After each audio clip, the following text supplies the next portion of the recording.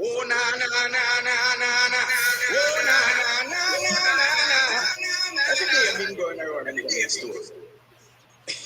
Boy, you know me? And about this year, mother grow me. No. Give me some bass when we sing something first. Me go so. Oh na na na na na na. Oh na na na na na na. Oh na na na na na na. Oh na na na na. It's all about me. Any big fat sister now you me. If you want them claims, tell them no me.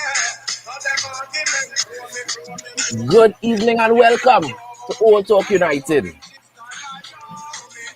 where you get a little touch of old school weenie man and plenty football talk, man. Plenty football talk.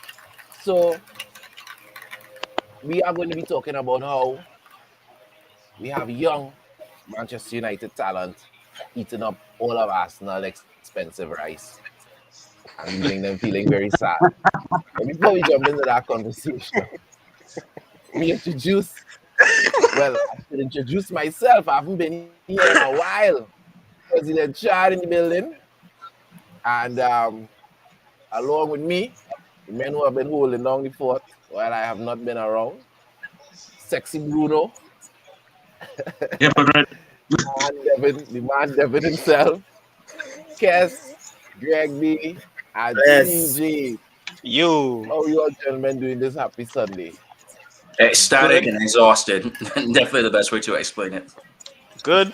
Yeah, man. Yeah. Life is I have just been using my time to make memes to make fun of Arsenal fans because I had a bunch of them talking about how they were going to slap us up yesterday and what can I say? Talking about Arsenal fans. Good afternoon to Courtney, Andrews. Welcome. Talking about Arsenal fans, Greg. You know, we heard a lot about Arsenal fans posting all kind of stuff, sharing all kind of stuff before the game. So let's touch on this first. Go out there and scare Man United. Go, do you know what I mean? That's what we're up against next season. Like, you know, show them that we are, the team. You know, Man United fans, I think, are just getting a little bit above their station. They haven't really improved as much as what I thought they would do in the transfer at this moment in time. They were a little bit like this last season, and then they got it towards the end of the transfer window. Let's nail it now. Let's get on there and get a good performance.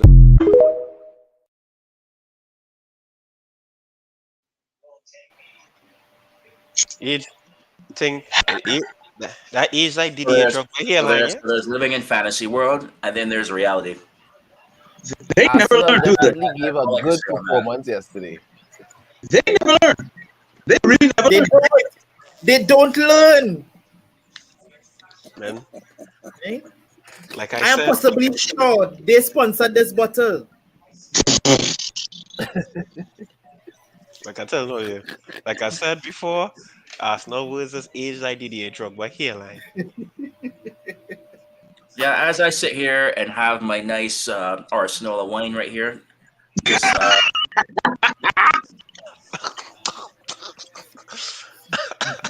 yeah. Eat laughs best is all I can say. Hey, hold up, let me get my jumbo time. I'll be right back. So Arsenal played Manchester United yesterday, as we all know. And Manchester United. Now, putting aside the result, if we are honest, to me it was a fairly even game. Arsenal had their opportunities, right? They had some really good opportunities to score, but Arsenal being Arsenal bottled it and they did not score, right? They did what they are accustomed to. So they had their opportunities, but ultimately it's goals win games, and Manchester United scored 2 in 19 minutes and then handle the business even afterwards in penalties and with the penalty shootout. So talk to me, guys. What were your thoughts on the game? Who are your standouts? Let's start with Sexy Bruno. Where Bruno? Yeah. Yesterday Arsenal played at MetLife and we played in real life, right? So at the end of the day, what we were told. Like I said, when you buy 105 million, what we were told is that we were looking to copy Arteta's way, right? And lo and behold, and I said this on a different podcast where the Arsenal players were probably looking to just play a friendly. But you see that Friday when Ten Hag said there's no such things as friendlies, I think that kind of waked up the Arsenal fans, right? And it all, I don't want to say it all started with a certain scenario, but you saw that Lissandro Martinez tackle. He's ready That for the Premier League. that also was not the first challenge. Remember, Arsenal players started those challenges first, and Yeah. Lissandro warned the ref what was coming. But Yeah. don't. But sorry, did not mean to cut you off. I just wanted to point that out. No. At the end of the day, like a lot of Arsenal fans were saying, like, you know what? We have our 105 million. We have our 105 million signing Declan Rice, and he'll be starting, right? But from the time Kobbie Mainoo put him in his pocket, I knew it was over, right? Because you gotta realize that I think all of the Man United players are hungry. They're very, very hungry to impress Yep. Ten Hag, right? Yeah. Because I think Ten Hag has instilled into this club that no one's position is safe. So you mess up, you're on the bench. Give somebody else Yeah. another chance, right? It's kind of funny because how desperate were Arsenal in the second half to not make? They only made one change. I said they didn't make any changes, but they made one change. They took off Tomiyasu and put on Kieran Tierney. But how desperate were Arsenal to win this friendly? How desperate were Well, they? to be fair with that, I kind of have a thinking as to why they did it that way, because this was not a normal friendly, and what people don't realize is the teams agreed on this beforehand. The end of the match, they were going to do a penalty shootout. So I think that has something to do in the thinking as well, because you see how strong our team was in the second half. That's not the normal way how friendlies go, and that had me thinking as well too on that. But it doesn't matter. Our team going into the second half would, yes, they will be fresh, but they won't be as gelled as that Arsenal team from the first half, which came on in the second half. That's what I'm trying to get at, right? That was a drastically different team on that second half. So yeah, I mean, it's. I told an Arsenal fan yesterday, this may be the season we do the quadruple on you. If we beat you home and away, that's 4 times we beat you in one season. Stay that in mind. That's all I gotta say. Devin, you were That's there what's in coming. the stadium in the flesh. What was your thoughts on the game?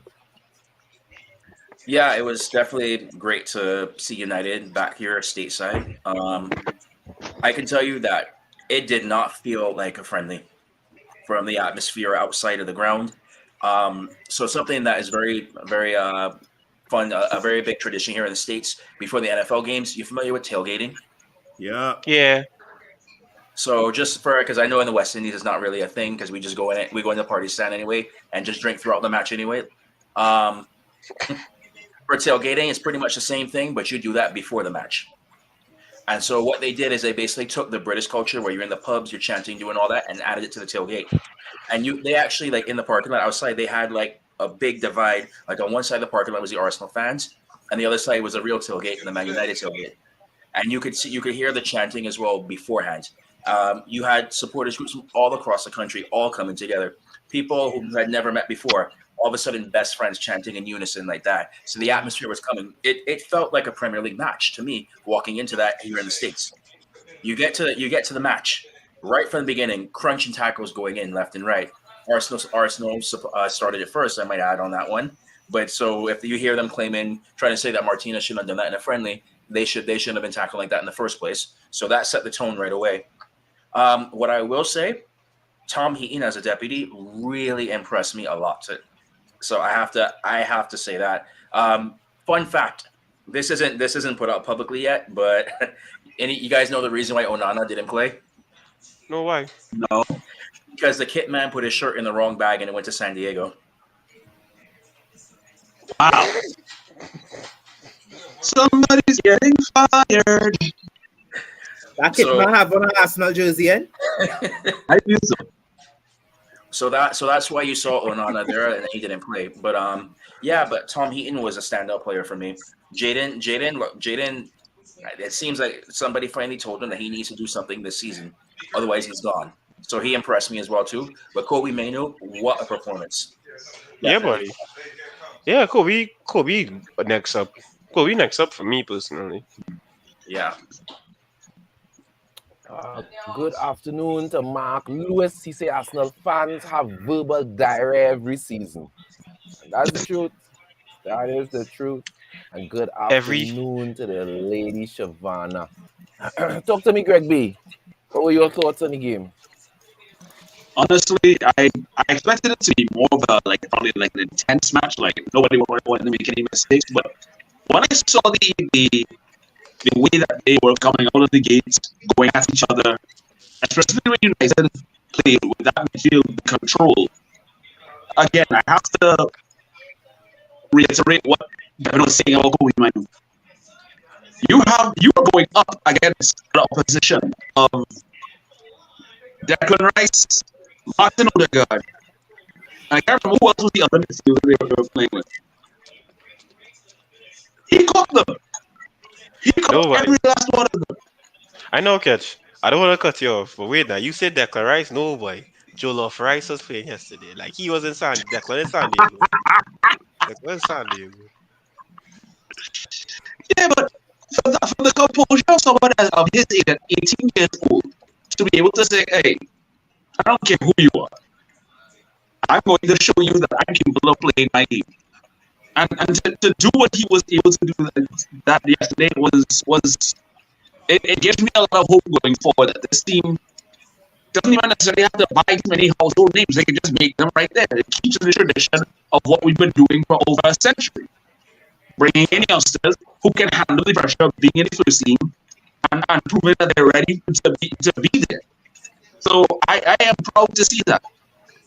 And also, like we said, James Sancho showed up, taking that goal very well. Bruno's goal was taken very well. Yes, our captain, Bruno's goal. Cool, boy. Imagine you got sexy Bruno in your name, but yet you got a problem when I bring up our captain. Because those are my pronouns. My pronouns are sexy Bruno. A man, then you say pronounce it. A man say pronounce subjective, eh? Those are my pronouns. Anyway.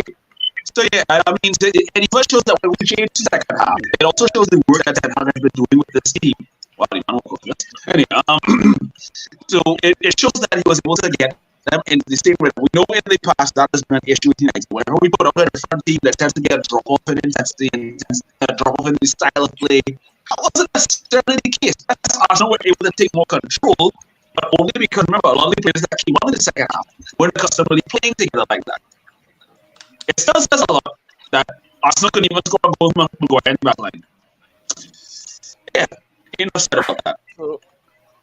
So Kias, I know it's a friendly, but at the end of the day, it's Arsenal.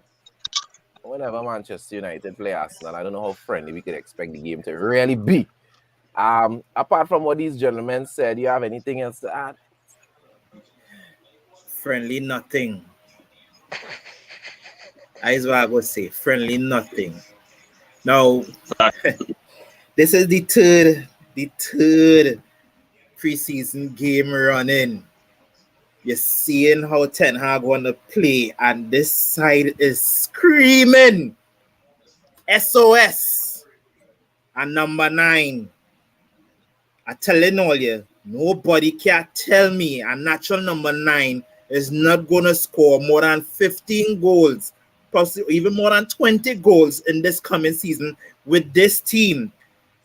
This team is food. Right. Right? In saying that, yeah, Sancho like he finally get a memo. Because that was a well taken goal. That Kennington Sancho.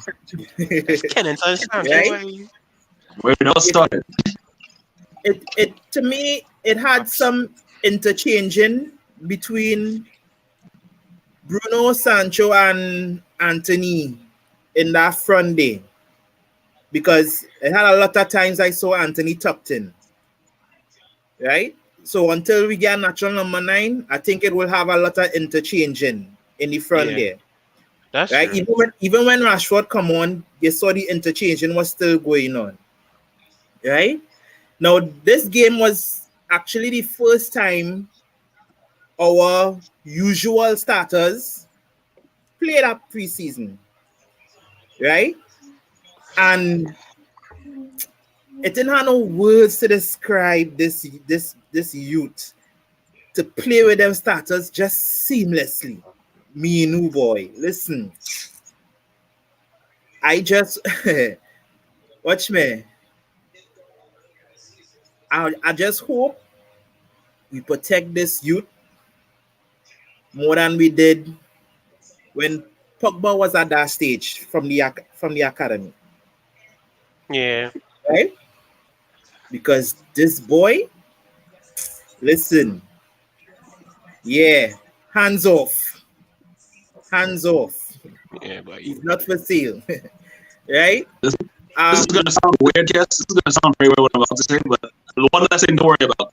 Villarreal is not here anymore, so right, right. On that note, his replacement, that lady, I think is scarier, but people don't know it yet. yeah, boy. Yeah. When I watch Hinton, I was scratching my head. Why we in for Suzuki now? Because Hinton had a performance day, right? He had a performance day, and to me, in previous games when he played last season, he did perform, right?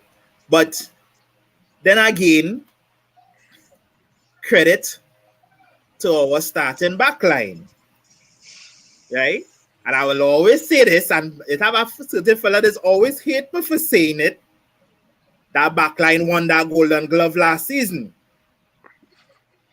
Right? Yeah, I Cass, start war.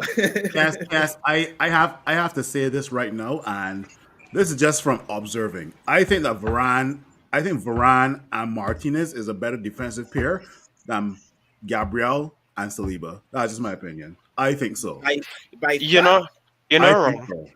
You're not And wrong. I don't want to I come think we're all across in unison here. I don't want to come across as a biased Man United fan. I have observed how Gabriel and Saliba are. They are a good centre back pairing, but they are prone to mistakes. I have not seen a mistake from the Sandro Martinez and Varane while they start together. I have not. I Well, have this is not. it. I have not. I have Phil, not. Phil, Phil, please tell me you're not just jinxing them now. I hope not. One thing about Lissandro Martinez and Varane is that they know how to communicate together. That's one thing I like about them. I think Right? is I think is when you have like how Lissandro could understand space and timing, and he has physicality, and then you have Varane with that experience. It works up. And even in Yeah, the because second you have half, two players who actually have different traits. They're not the same player. Yeah, it's not And the they same player. understand the rules. So because the chemistry is easier, it's like dancing. When you have a man and a woman dancing, the man know he take the lead, the woman know what she's supposed to do, and they could dance properly. If you put two men, even though they may be good dancers in practice to dance together, they step on each other's feet because you know, they don't have that chemistry and You that could is say that is that is that Rio Village show all over there again, you could say right? I was you not could about to say that. I was not you, about to say that. you could come and say like even when you're whining on that girl, that makes sense. The I'm Birdman gonna has say spoken. something, but I go leave it. I go leave it The alone. Birdman has spoken. The Birdman let has me spoken. That's what I let have to me say. let me go to CJ now before we round off and go to other change gears into another topic. The So goal CJ, what scorers. were your thoughts? All right, so I didn't see the game live because I was in a restaurant, so I was by the beach. But I came back home and I watched over the highlights and I watched over the full game and all. Honestly, United, the way Kobbie Mainoo personally was like there playing like he was always in the squad was crazy to me. Like The man connecting plays. Also, nobody don't give him the shout, but Mason Mount had a good game low key. The man was connecting well. Yeah, no, that He was true, you know. he was working hard. That true. No, he was working hard and he was connecting and making passes for the ball and Yeah, everything. he kept the ball rolling. Yeah. So you can see why Eric Ten Hag has a profile of players who constantly move, who constantly want to work. So you have that with this team. Me personally, the backline was really good. We missed Lissandro Martinez a lot. Tom Heaton bring that Burnley form he had against us that game. That the man finally bring back that form, damn it. Over that because he was real frustrating him, but he was good. He was a good goalkeeper, and for me, I don't mind keeping him this season because he would do well. And on top of it, his distribution and all is good as well because he plays with the back or the defense well as so. For him and Onana to be there, I that would have me at ease regardless. But also to um the side really screaming for Rasmus Hojlund because I watched that Anthony I remember I was eating lunch and so and when I see the group chat one they say, "Oh gosh, Anthony," I say, "My boy back, boy." But then I see the miss on the United app and I was like, Naji, hey, somebody send that 65 million to Rasmus one time. Nah, I can't do it this season. I'm not doing it this season. I'm tired. I need my goals. So for me, this all the side screaming for really and truly. Besides a centre back, I mean, we want centre back still. Yeah, I could say yeah, and we want Amrabat. But for me, if you get that Rasmus deal done by tomorrow, this side is good to go for me for the season. We have a number 9. We have people who could create for them. We have hard workers.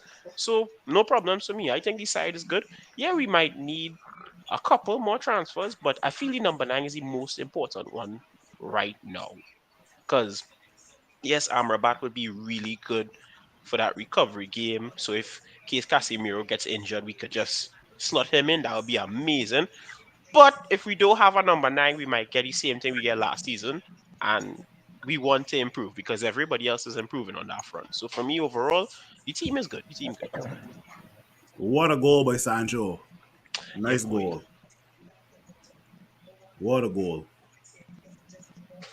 So actually, when I talk about Jadon Sancho now, Jadon Sancho played as a false 9 in the game yesterday, and he impressed. Now, one could think he's impressed because of the rule change, or one could say he's impressed because he realized if he does not impress, hit the road jack, right? So it may be a combination of both. But the bottom line is he looked good. We never really saw him play that role before, really. Normally he would be playing off the left or off the right. But do you think that is something that we could be using Jadon Sancho for at some points in time in the season? I'm not saying that we're not going to look for a number 9. I'm not suggesting that at all. I agree with everybody. We need a number 9. But obviously, we're not going to have, even if we look like we're only going to get one, we're not linked to any other number 9 yet, any other number 9. So, and we'll need rotation. We have a lot of games to play. You all think Jadon Sancho looked like he could do a job there for us at certain points in the season? Talk to me, Devin. You start us off. Yeah, I definitely think so. Rotate the squad. It's also once teams start thinking they have us figured out, you can change it up with that as well. So they have to prepare for everything as well. So you keep that element of surprise in there as well too. So it could work, and it could also be just the thing that Sancho needs to revive his United career and actually last year and not get sold in the end of the season. All right. We're not going to go around the entire panel. Anybody want to weigh in on Sancho? He had a really good goal yesterday. He looked good. Anybody wants to touch on Sancho before we move along? I like the pace though. Go ahead. His pace. Honestly, The pace was real good. He's showing the pace. He's showing the work rate. You can see that his head is there. I think because what I was saying with the preseason is that when you watch the last preseason, Eric Ten Hag wanted to work with Sancho and he also wanted to work with Martial. And you did see the link-up play, you did see the movement, and even in the start of the season, you saw Sancho doing it. But I think with the mental strain that happened to him behind the scenes, it put a little damper on his form.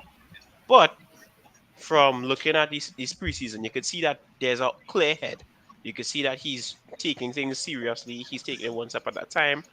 So for me, for rotation reasons, I wouldn't mind seeing him there. That doesn't mean that we're not going to get a false nine. We are going for a false nine. But as Devin say, if teams think they figure us out, there's another thing coming. And a good example of him also impacting off the bench too is, for example, the Fulham game. In the Fulham game, when we put him there, he gave us the penalty. He was creating, he was becoming a problem. So for me, it's there, man. It's just like he needs to keep his head on and not be so hard on himself, but also not get comfortable because, again, you're spot on the line. So yeah, he's safe. You know, I would much Go ahead, prefer Gregory. he in that position than Go ahead, Kev. Rashford. Already start, go ahead. You know, I would much prefer him in that position when we have to give that option then than Rashford. Believe me. Oh, Right? What I mean then, because you go see them, they go be interchanging. Right? It presents a different dimension. That is a different take. When we think about it, I haven't heard anybody say when we that. think about it, this is not something that is completely unfamiliar from David Sancho's game because he has done this at Borussia Dortmund. Remember, he's played both sides and he's played as a 10 or as a false in some instances. So it's not something that's not within his wheelhouse. Interestingly enough, Sancho, Rashford, and Anthony have all played across the front three at different times in their career and for different clubs. So having a front three that is interchangeable like that is dangerous, which just rides on the It's back problems. of what Greg was saying. It's problems. and it make more sense on Wekos. So now we take that in faculty. Now way. Sorry. Sorry. We can. We not before. Let's jump into it one time. So we all know that we have a brand new captain at Manchester United.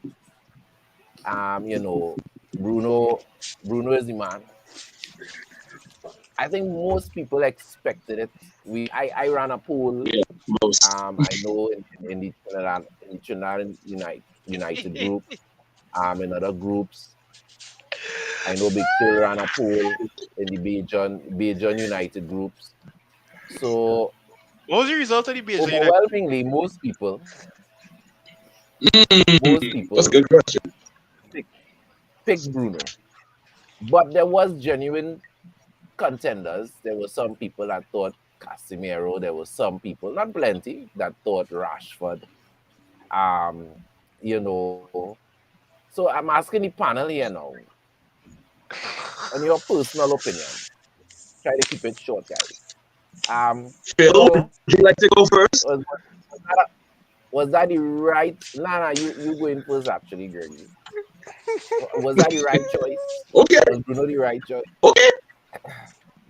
Honestly, given what was taking place, I mean, Bruno's pretty much one of the most seasoned players there. He's been there the most. He's been there the longest, and he's been one of our more consistent performers. So for me, it feels like he has the respect of the dressing room. He has the respect of the management.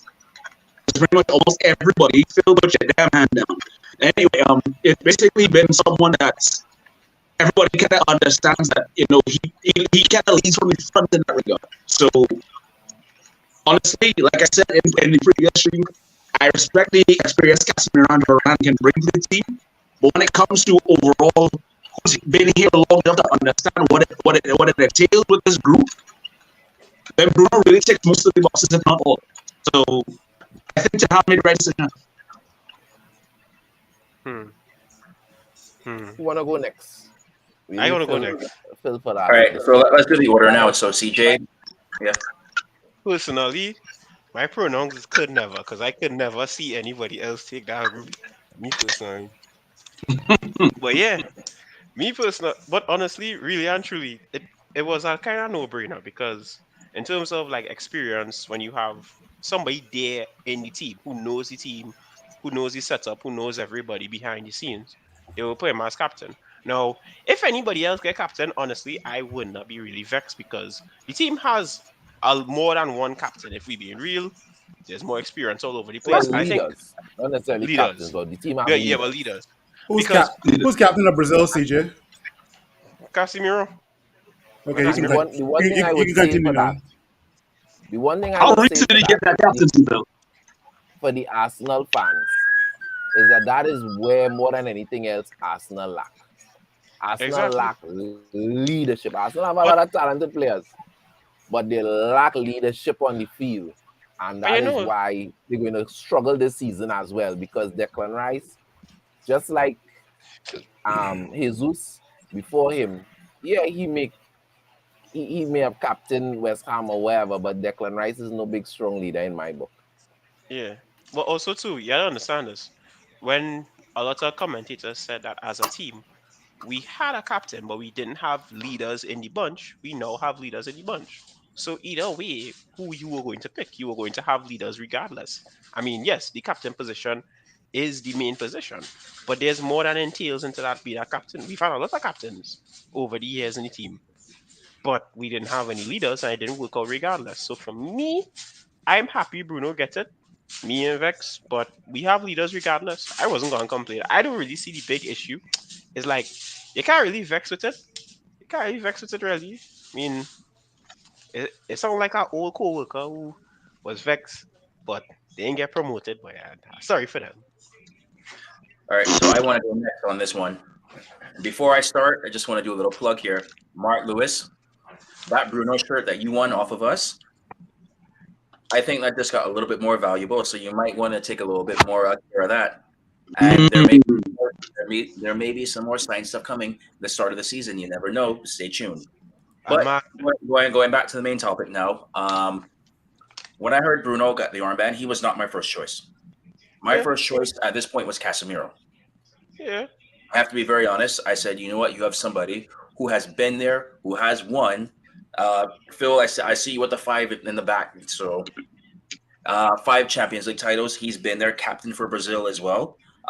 Somebody who knows what it takes to win. You could admire that. Look at his work ethic as well, and especially at his age. I think he's at a good point right now where it's somebody you could yeah. learn his experience as well. Now, with that being said, I could also see the argument for Bruno. He had been, the biggest thing that Bruno had over Casemiro is that he had been at the club longer. Yeah. That to me is the only thing that Bruno was clear in front of Casemiro about. With that being said, I am sure if Casemiro tells a player to do something, Bruno is not going to interject. No. Again, So leader. with that being said, I wish Bruno the best of luck, and I hope he succeeds in it very well. For me, I was actually looking at Rashford, and that I Oh, am he's thick. a little happy that they didn't pick Rashford is because You was frozen. You was frozen a little bit there, President Chan. I think the internet recognized you were saying Rashford and they stick you. So. okay, well, yeah. So I was looking at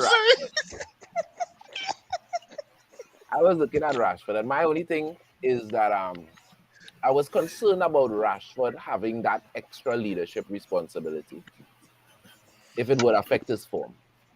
So for me, if this season goes by and Rashford becomes consistent, then I think the club definitely will have even more of a challenge on its hands to determine who the captain is going to be going forward. You understand? Because to me, Rashford is developing into good captain material. But the only reason I would not have given it to him this time is because he's now becoming the Rashford that we all expected him to be 5 seasons ago. Yeah. Right? He's now producing the kind of form, producing the quantity of goals. So I didn't want to give him that extra responsibility as yet.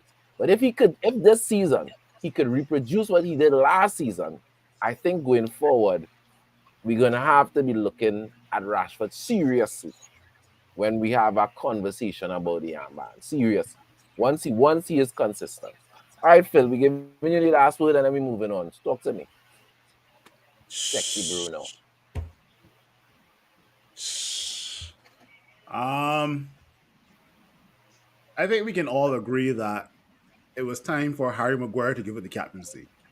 I think so. I think David De Gea should have been given the captaincy instead of Harry Maguire before he signed. But now that he's been stripped of the captaincy, obviously there are names put forward. And I kind of was leaning towards Casemiro because Casemiro is experienced at winning it all. He's played in teams that have won it all. He's now captain of Brazil. He's at that age where he can pass on his experience from previous teams, whether it be club or country, to these new set of Man United players who haven't experienced what winning is like, right? So my first choice was Casemiro. Like I said, you just don't get 5 Champions Leagues just like that, right? You just don't get named captain of Brazil just like that. There has to be a reason he was named captain of Brazil. There has to be a reason why he was part of the Real Madrid team that won back-to-back Champions Leagues. There has to be a reason that he was starting in that team, right? So my first choice was Casemiro, right? With regards Same to could be said for Varane. yeah, Varane is also an option, but Varane, I will always go back to saying that the best ability is availability, and Varane has not been available for most of last season, right? Yeah. With regards to the number 8 guy, I would say that he has been a bit erratic and a bit emotional, right? And do you want team players to look up to a guy who cannot control his emotions? Do you? If you're in an office setting and your manager or your CEO or your boss cannot control his or her emotions, are you going to look up to that person? I don't think so. Could Roy Keane control his anger? But Roy was a leader. I was actually going to go before Roy and talk about the man in the back. Well, okay, in the back of me here, Cantona. Because these were guys that used to wear it on the sleeve. Exactly. But you see, at the end of the day, they were able to bring trophies. At the end of the day, they were able to bring trophies to Manchester United. True or not true? Could I say something? Yeah. But the one counter to what Phil is saying is exactly what CJ was saying, is that they are leaders on the team. So where Bruno is deficient sometimes in emotional discipline, you have other people, because let's be real, Roy Keane and Cantona could be volatile, but they were leaders on the team. There were other people who could tell everything to get you down, and they could keep, so these guys. And I want to counter that. I want to counter that because I know Roy Keane has looked at this era of players with their diving and simulation, and he would have kicked them. And he would have done that to Bruno. So if you want to if you quickly want to compare Roy Keane to Bruno, let's do that then. Roy Keane would easily kick Bruno and say, Bruno, stop play acting, stop simulating in this modern day football. That is what Roy Keane would have done. You want to bring Roy Keane? I don't know that Roy Keane would have done that. Winning Roy Keane would have never simulated. Patrick Vieira would have never stimulated. Sergio Ramos would have never stimulated. Francesco would have never the housewives drama. Could I say something? I can call those names again. Sergio Ramos would have never stimulated and play acted. Patrick Vieira would have never played acted and stimulated. Roy Keane would have never done that. Francesco Totti would have never done that. What other captain do you know of a bigger club in the last 20 years that have simulated and have played acted? Thank you very much. You want to bring Roy Keane into it? Let's bring Roy Keane and other players who were successful captains in the last 20 years into this conversation. Let's go. Come. All right. Devin, you was there live yesterday. Did you not see whole game? Ten Hag in their photo official face, even at the end of the game, who it is went and pulled Ten Hag away from the photo official. Also, Also, since we're doing history, why did Roy Keane leave Manchester United though? We'll tell That's you. because, well, if you really want to get into that, he had a falling out with Sir Alex Ferguson, but the final straw was that interview where he basically threw the entire team under the bus, and it got to the point where that interview never aired.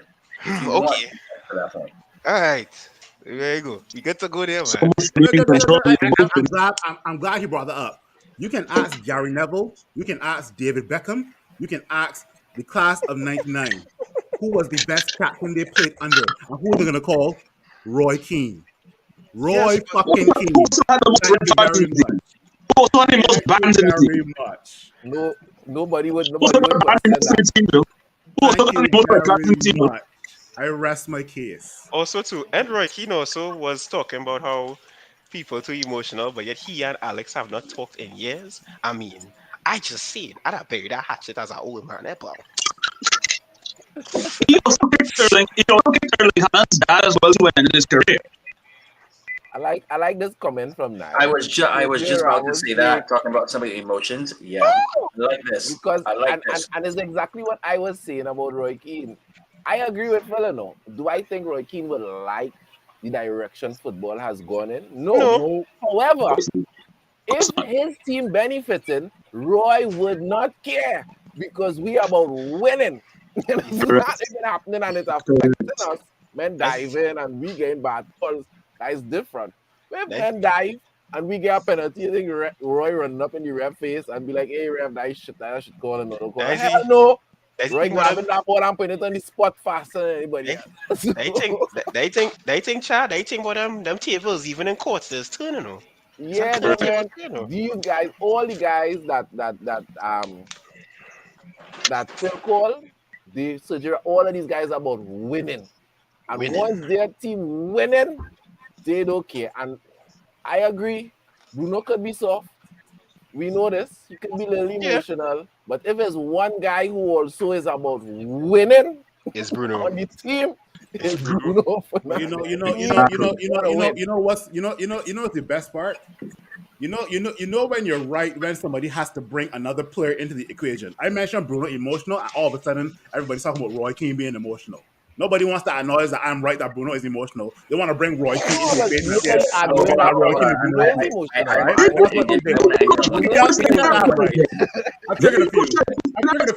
At the end of the day, it's as simple as this, though. Ten Hag chose Bruno as captain. I trust in Ten Hag, so I was sick behind it. Yeah, normal. If he did, How about you trying to acknowledge the fact that Bruno's the captain? You can't even do that. To change Ten Hag's mind. There's nothing we can do to change Ten Hag's mind. We have no impact on Manchester United. We just have a discussion on what Manchester United does. That's Exactly. So we could have our opinions here and there, and we can disagree. And that's what the best part about this panel is. At the end of the day, we drink, we have fun, we disagree. After this, we're still buddies, all that too. However, Ten Hag is the same person. We can have our opinion. We can have our opinion, and we can disagree, and we can move on. He sees them the most, and so I trust his word because he has not let me down yet. Yeah. I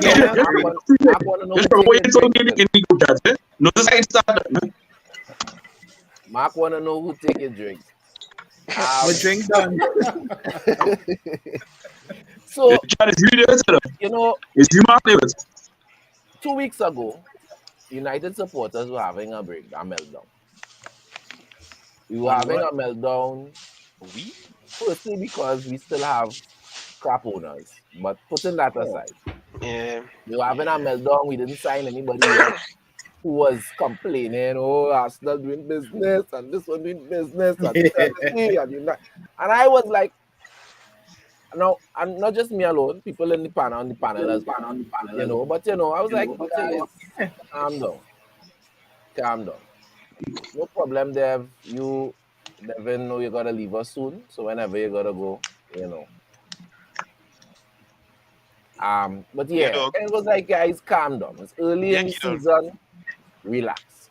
Now we have Mount. We have Onana.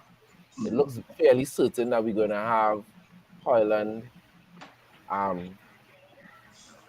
We also talking And about Amrabat.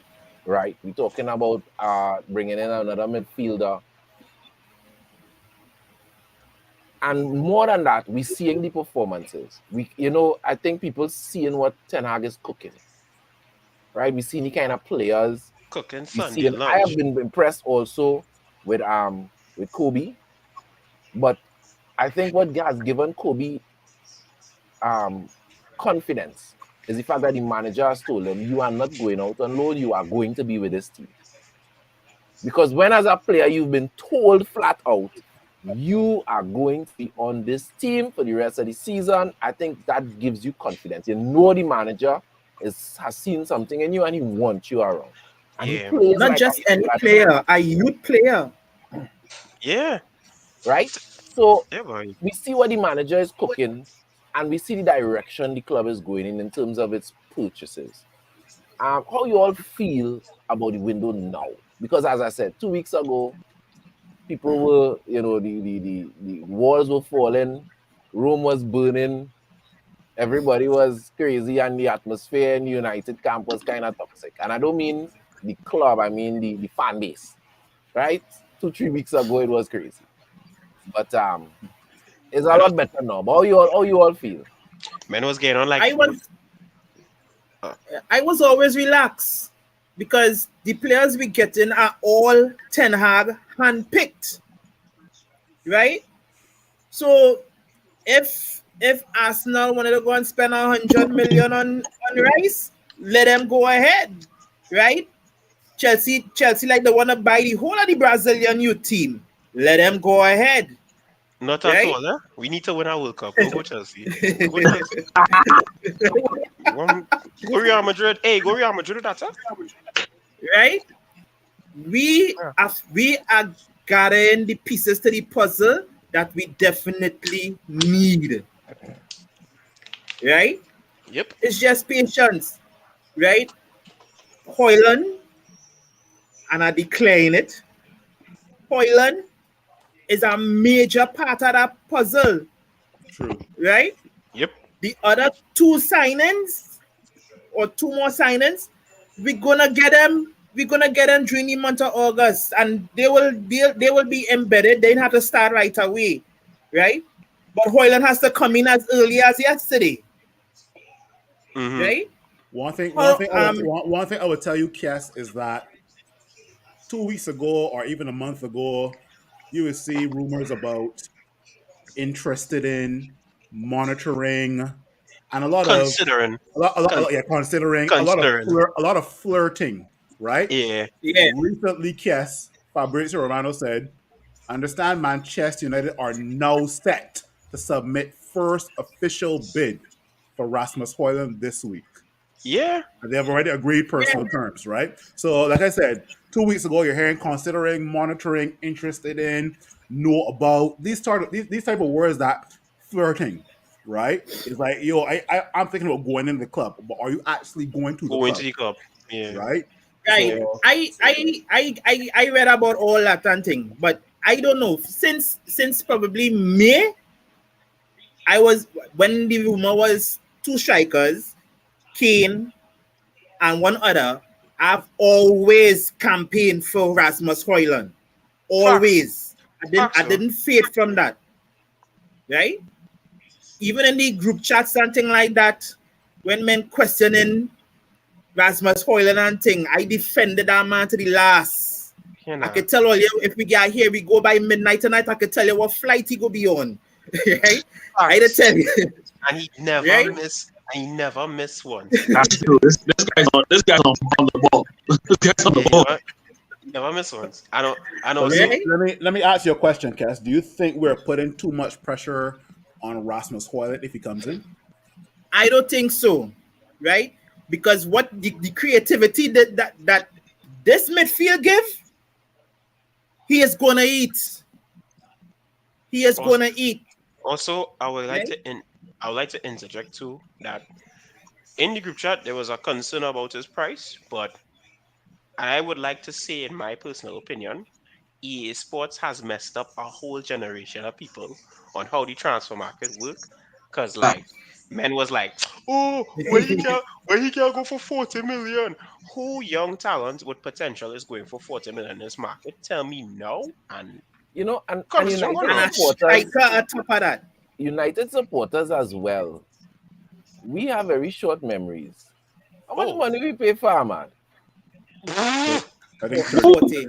either 35 or 40 million. No, I think it was In 45 total, I million. think it was 40, right? With 40. the add-ons. It was 40. It was 40. I know it Right? was We paid 40. 40 million for a young prospective winger that played a couple games, but he was no regular starter for them. He Nope. was, and this is a striker who is older and who has a little more experience, and you want to pay 40 million. I mean, people need to remember this is our players, right? I bring up some player, some other team. We pay $40 million for a man, yeah. right? Yep. You can't expect to This pay man, $40 this million. man is 99 plays for his country, scoring goals for his country. What more again? Experience you need. As far as I want to touch the experience question though. Not sorry, the pressure question that Phil brought up. And I will tell you this. I remember when we were all talking about Henderson. We all remember Henderson playing for Sheffield. Yeah. That season he was ripping it up, saving penalties. And the question mark was really, could he handle the pressure? We knew he was a good goalkeeper. And he still is. Henderson is a good goalkeeper. Yeah, he still is. But the question was, could he handle the pressure of being Manchester United #1? And any player who comes to Manchester United and can't handle pressure will fail. Because you have just being announced as a Manchester United player is pressure. Pressure. You understand? Whether you're on the bench is pressure. So time will tell. But talent-wise, I think the guy has the talent. But you see that pressure is a real thing. And we'll see. Because I am being very honest with you. There's a long list of players that have come to Manchester United and have failed, not because they were not talented, but Body because pressure. this guy who we got from Hojlund, and we gave him the number 7 shirt. Memphis. What's his name? Memphis. He comes to mind immediately. Came with a lot of promise. Is a very talented player, but he just couldn't deal with Gabriel famous. I was actually having a discussion with some folks that who look through the longest of like major names that have come through that have failed at Manchester United. You look at Di Maria, you look at Falcao, you look at Schweinsteiger. These are names that in other clubs are household names, world class names, and yet somehow they ultimately just went horribly wrong for us. Yeah, so I hear all that, right? For me. I hear all that, but they didn't have a Ten Hag in those days. Facts. Right? And this is why I The trust that manager as manager well, with every because day I say. we all remember David De Gea. David De Gea was horrible in his first 3 months at Manchester United. Correct. And it took Sir Alex Ferguson literally telling the fan base, leave the man alone. He's my choice. He'll come good. And we were all celebrating David De Gea afterwards. So, having a strong manager also matters. Because all of the players we were calling, they were playing under men like Van Gaal and some questionable dudes. So, also too, also, if I could add also one thing, when the discussion of like, for example, people saying there are more youths who are experienced and get more time than Rasmus. For example, Kolo Muani, in that Kolo Muani is an option. Kolo Muani is 150 million, but I also said one thing too. Kolo Muani could flop as well because of pressure. He's on, and on top of it, could flop. That is the anybody thing. can flop. So you don't answer that question until the man come on. We don't exactly. know. So for me, I was looking at Rasmus and tell myself, you know what?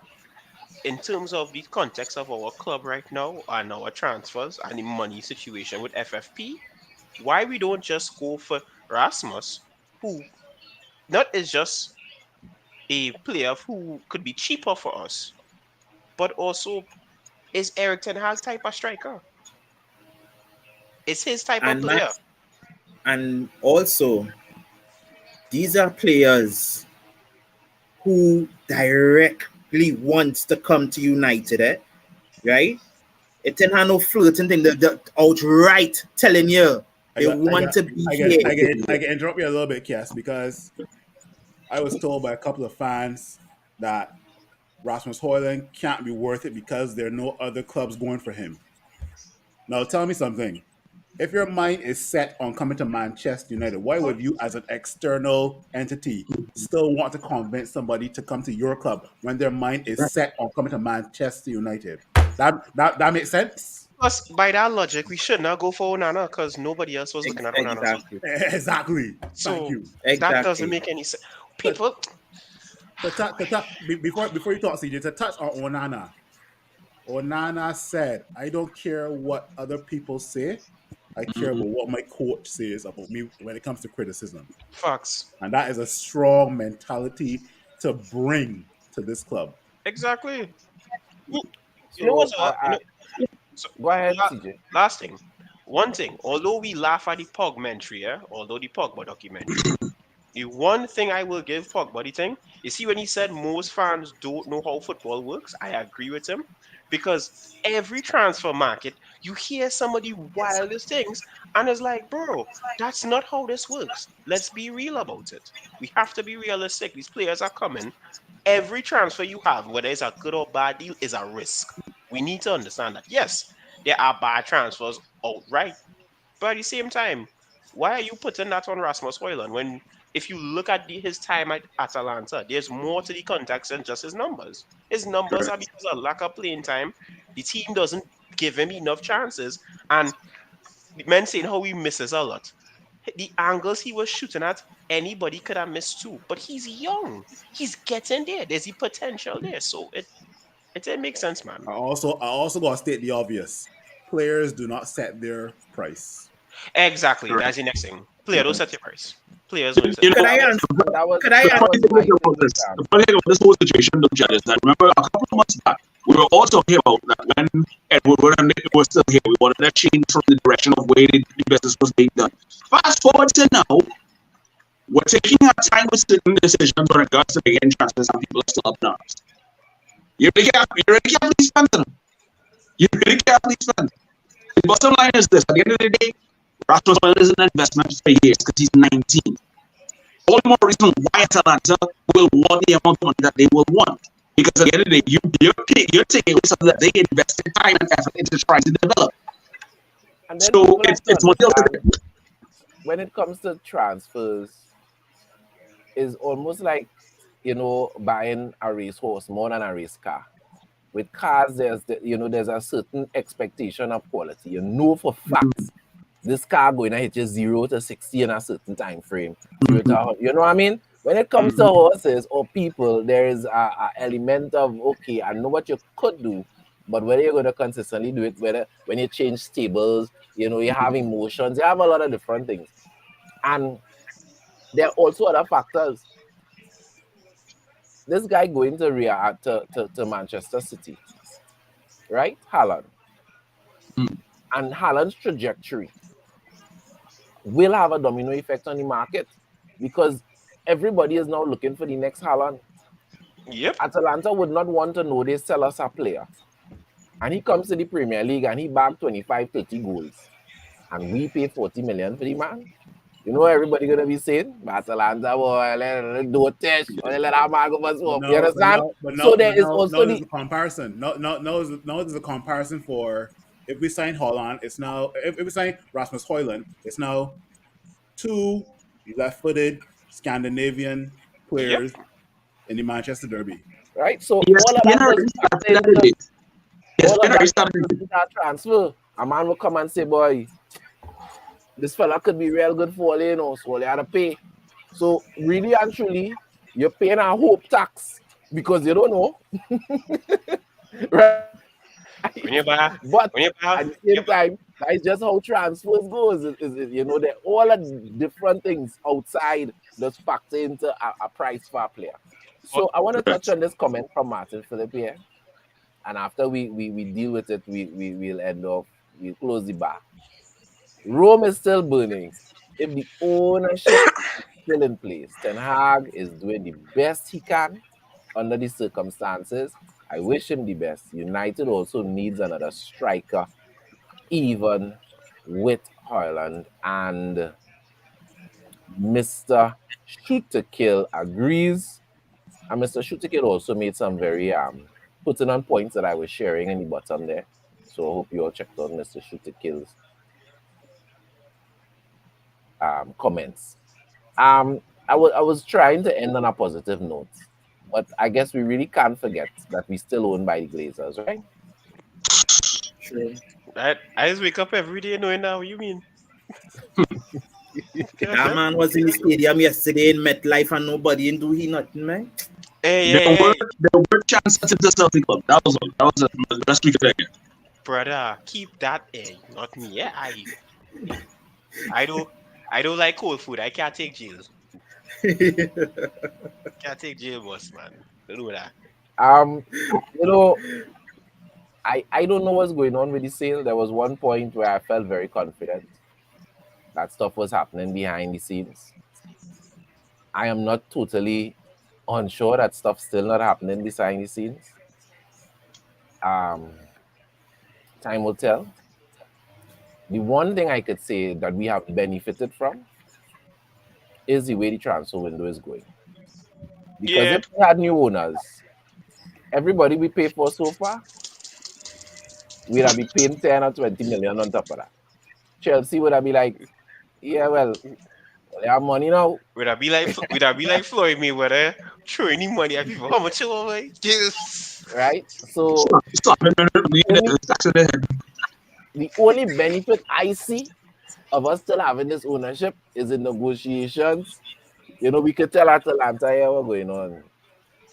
We ain't fighting you in terms of your price, you know, but you just don't have that paper, dog. You don't have that paper, you know, the silly glazers here. I would say, you know what I mean? Because trust me, nobody don't want to hear that if you own that.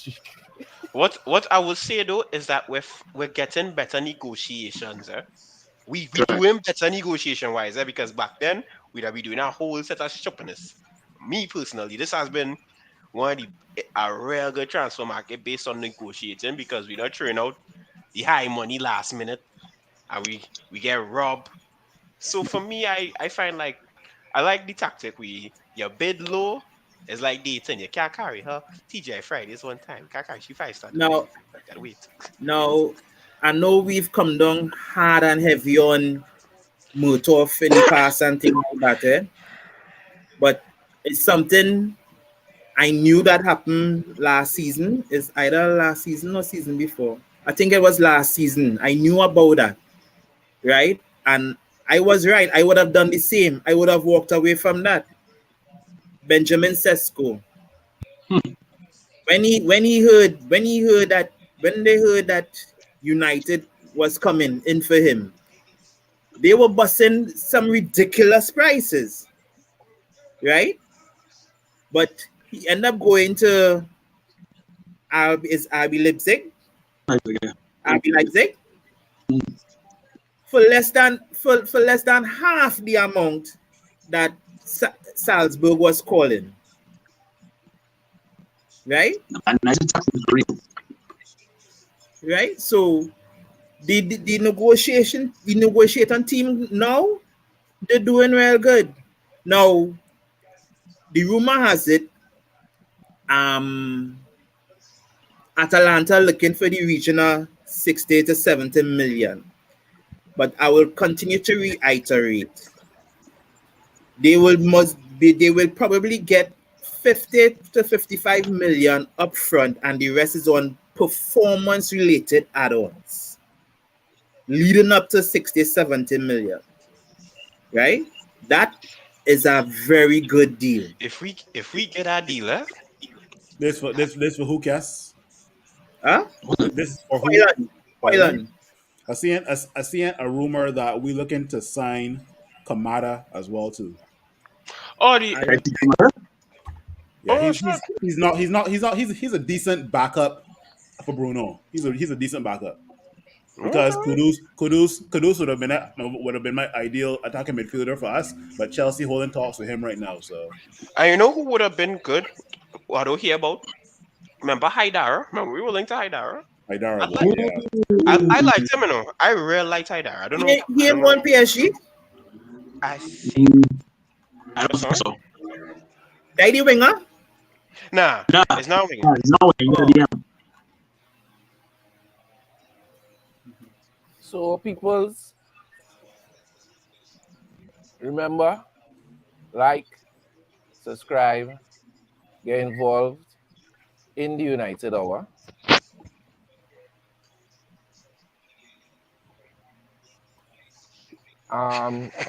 Yes, Mr. Mr. Shooter Tickle Kill. is reminding us that Salzburg and Leipzig have the same owners.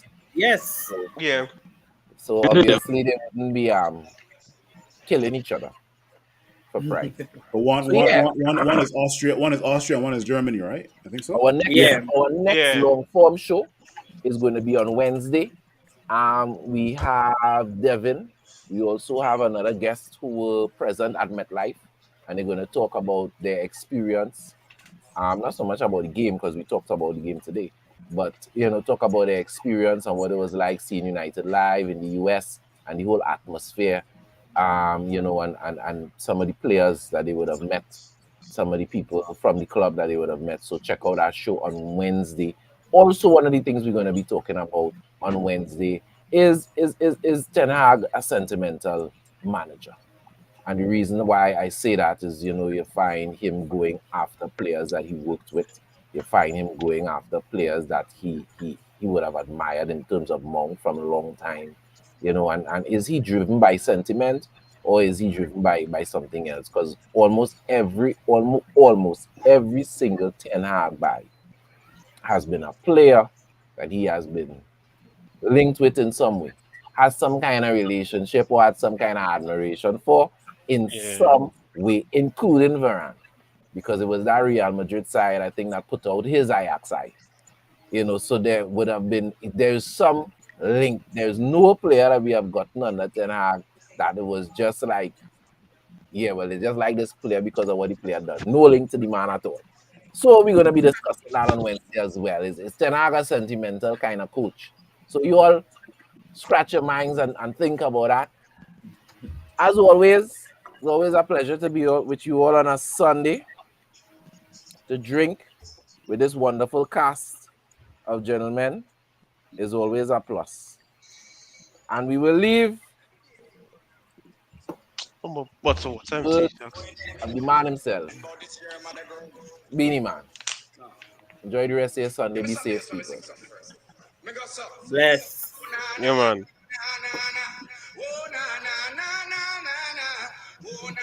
Remember, Red Devils, we don't die. We Multiply. multiply.